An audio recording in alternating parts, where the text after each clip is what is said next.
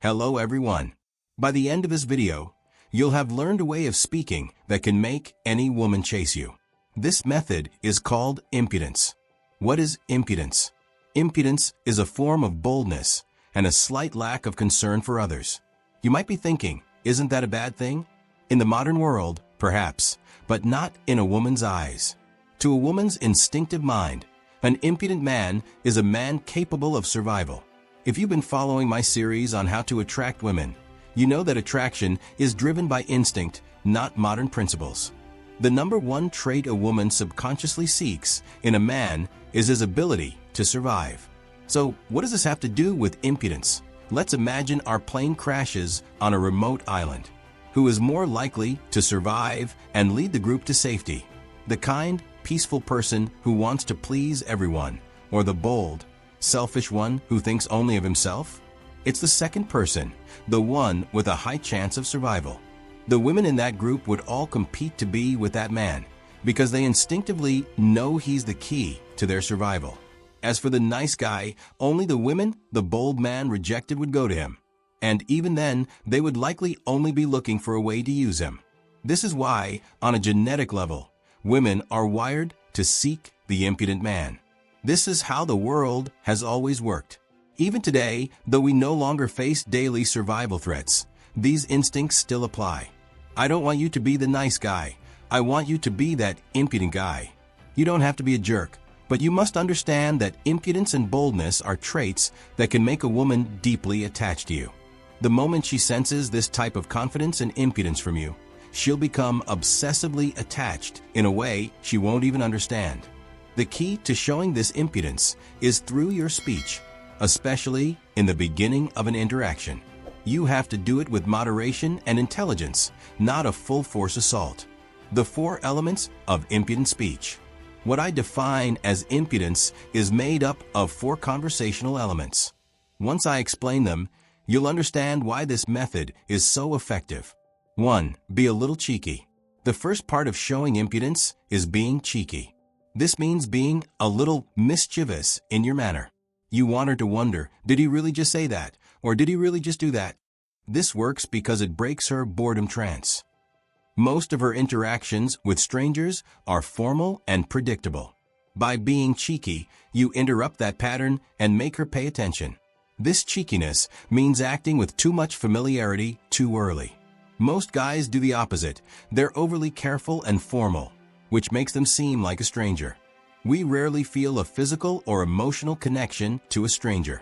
You shouldn't be afraid to show your opinion, either. If you disagree with her, say it directly. Neutrality is weakness. Look at world leaders or the most influential people. They aren't the neutral ones. They're the ones with strong, often extreme, opinions. Disagreeing with her is better than being neutral because it shows you're not trying to get her approval. A great way to practice this right away is to offer unsolicited advice. For example, if you're talking to a girl with blonde hair, you might say, you look really beautiful with black hair. This is advice she didn't ask for. It shows an excessive familiarity, but it's also surprising enough to grab her attention. She'll wonder why you said that, and it will make her think about you. You're creating an emotional response by being a little different from every other guy she's met. I know what I'm telling you might sound extreme, and most people won't apply it. But I wouldn't share something that doesn't work. The trust between us is built on mutual benefit. When you succeed, you'll come back for more. Trust me, what I'm telling you is the result of years of research and experience. 2. Be bold. Boldness isn't just attractive to girls. It's the most attractive trait to all humans. A bold move, like walking into a job interview and confidently taking off your jacket as if you own the place, can make a huge impact. Being bold means taking a risk, whether it's a real risk, a potential for embarrassment, or something else. The key is to act in the present without worrying about what might happen. When it comes to girls, you have to be bold because you're the one who needs to take the first step. You're the one who initiates conversation, flirts, and makes the first physical move. Bold actions, even simple ones, have a big impact. For example, when a girl is talking too much or raising her voice, you could look at her and say, "Shut your trap." This is a sentence you would never say to a stranger, but you might say it to a close friend. That's why when you say it to her, it shocks her. It pulls her out of her reality because she's not used to that level of directness from a stranger. I once said something similar to a girl on a hiking trip.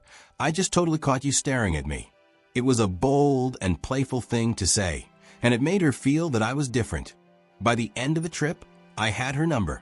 The sooner you're bold in a conversation, the more you can set the tone for an emotionally charged, attractive interaction. 3. Be shameless. There's a huge difference between attractive shamelessness and just being a fool. Your goal is to be the first type. Shamelessness is having the courage to say things as they are, to say what everyone else is thinking but is too afraid to say. As we grow up, we're taught to reject socially inappropriate comments, but as a 5-year-old would, you can point out the obvious. For example, on a first date with my current girlfriend, I noticed she was short and I wasn't ashamed to point it out. I laughed and told her, "I didn't see you at first, I didn't notice you're short." She laughed too, and I saw her attraction grow because I wasn't afraid to say what was on my mind. You should always bring attention to the elephant in the room. Another example. If she's telling you a story about a guy she met on a dating app that didn't work out, you could say, so the sexual chemistry got boring. You're filling in the gaps she left out. That's attractive shamelessness, but without being hurtful. 4. Be slightly disrespectful. To truly master impudence, you have to be slightly disrespectful. This doesn't mean insulting her or treating her badly. It means giving her the same level of respect you'd give your best friends. We're not overly respectful with our friends. If a friend calls you at 6 a.m., you might say, "What the hell are you doing?" and hang up. But if a coworker called you, you'd be polite.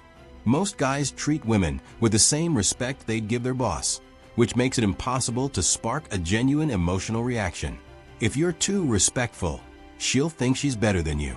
The key is to treat her like a friend, even if you just met.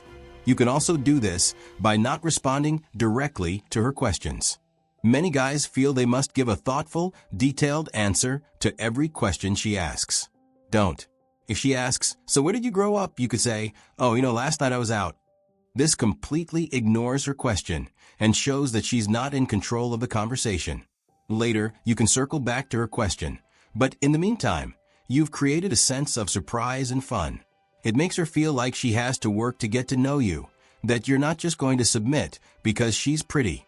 That's impudence, being cheeky, bold, shameless, and slightly disrespectful. If you apply these principles, I swear you'll notice women start to chase you because you've planted the idea that you're a strong man who isn't needy and doesn't give her excessive attention. If you're still watching, I love you. This was the Ember Stoic, and I'll see you in the next video.